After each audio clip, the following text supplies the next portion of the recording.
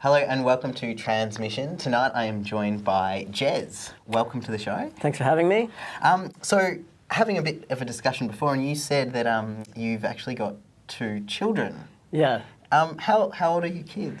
Yeah, so I've got twins. They're just about to turn 2, and that's been an interesting journey. So yeah, I have a female partner. We're in an open relationship, and she really wanted to have children, and we were totally shocked when it was twins. So, but yeah, it's been an interesting journey. But I've found, because I'm a trans man, that my life is very complex, and I occupy a lot of different spaces, and people think that I am something, or a certain something, depending on the space I'm in, and they might not get the whole picture to me.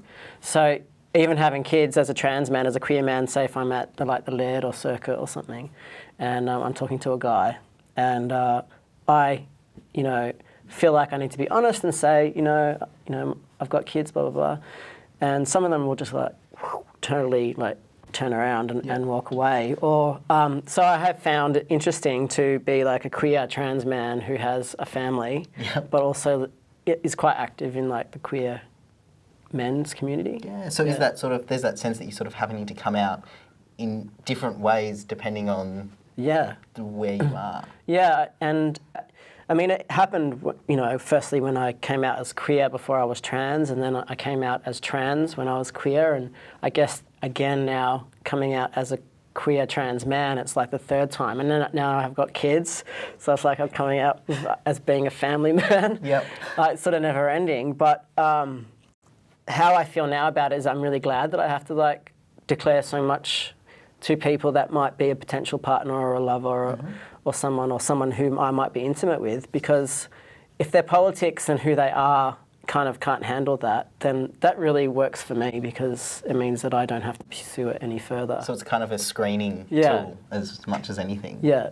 Do you feel as though, because is there sort of a certain time in a conversation where you will broach that sort of happening to come out? Yeah, well, this is the thing that I've found difficult to navigate. At first I was like, how much do I tell and when, what's appropriate? So certainly if the environment is, if I'm just out having a laugh, having a few drinks with friends at bars and meeting strangers, I would just be natural myself that night and just be, talking about whatever.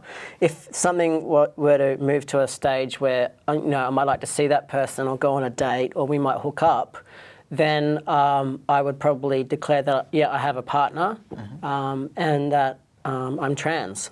So there's a few conversations going on there. The partner thing is not such a big deal. You just talk about open relationship. That's not unfamiliar for a lot of queer people. But the trans thing is also an important thing to talk about, in terms of safety and disclosure. Yeah. So have you sort of had generally, what sort of the reactions do you get? Do you sort of get anything's possible, so positive, negative, all in between? Mostly positive. I think that, there's been some situations where I've had to explain in more detail than other times about what trans means, and I like to be really honest about that and what that means for my body and what that would mean when we are having sex, or what kind of sex we'd be having, and just because it saves everyone time, and it's also, that can be a fun, playful, flirtatious thing as well. So I don't mind doing that. But yeah, in terms of declaring, that with people and talking about that I'm trans, there's surely been some negative responses, but it's never been offensive. It's been, I'm not really into that. Yeah. And I could be rejected for a whole load of reasons. I'm not going to get upset about that. So yeah, it's a mixed bag, but yeah, more positive than negative. Yeah. Do you find that, having small children and stuff, are you mixing with sort of different groups in terms of, so not necessarily within the queer community, and then do you find that, are you sort of coming out as trans in those sort of other spaces? Yeah, that's a good question. No. So obviously my kids are only around 2, so they don't understand that concept yet, but when they do, we'll be talking to them. The families that we come into contact with, I don't talk about me being trans. To me, I'm just their dad, and to these people, I'm just their dad. But what I'm finding is that just through our, osmosis and through our friendship circles, even if there are people that we are friends with that are in a straight family situation, they're still really queer-minded. They have lots of queer friends. They either end up hearing about who I am anyway, or will read an article or something. So it's never been a big deal, and they just accept me for who I am, and they love me for who I am. Yeah. But I'm sure that there will be some cases down the track that it will be a bit tricky. Have you thought about how you're going to bring it up with your children when they're sort of old enough to, I guess, start to grasp concepts? Yeah, I have, and I think I'll do more research on that. But I think what I'll do is, I don't think that we should have any body shame in terms of, how I feel about myself, and that's an ideal and a value that I want to, put into my family. That, being comfortable, being nude, or, having showers together seems really normal and natural to me. So, in terms of our bodies all being, available to each other, to be able to see what that is and it to be normalised in that context is healthy. But I think, when they get to a certain age, and if they're picking up with a certain amount of language, I'll explain that, babies are born differently, and sometimes when people grow up, they feel like they actually want to become a boy or a girl or something else, or they don't feel so attached to being a boy or a girl, and I'll explain that, I was a girl and now I'm a boy. And just in really simple language, I imagine. Yeah. So it's almost similar to sort of, I suppose, people get concerned talking to children about being gay and that sort of stuff, and it's similar that kids generally kind of don't really care. Yeah. Like, it's just, oh, whatever. Yeah, I mean, the donor that we used is a close friend who's gay and has a male partner.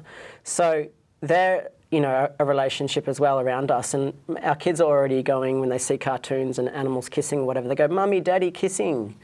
So then I say, our friends' names, I say their names and go, "Kissing." So I'm already laying the land out for them that there are alternative relationships and alternative genders, having relationships. So they'll be informed that the world is like diverse. So I think they'll be super little children. Yeah. Yeah, but I'm sure there'll be challenging moments at school or, That's kind of cool. I'm just picturing these kids that just know sort of everything about queerness, and are just... I know, totally. It's kind of cool. It's really cool. With sort of when you will be speaking to sort of with your kids, do you think that there's going to be issues in terms of when they do go to school and talking to their friends and all that sort of stuff? I just imagine, because kids can be a bit rough, if there's a kid that knows, they could just tease them. I imagine the worst case scenario would be that they would be teased that their dad is something or this or that. But we'll just be, encouraging them to not feel ashamed of anything, and teach them around how to stand up for their rights and how to, not worry about people and what their views are. Yeah. So... Which is really all you can do. Yeah, and it could come up about any topic. Yeah. Look, thank you so much for coming on and having a very brief discussion. And for sharing your story. So thank you very much. So you've been watching Transmission.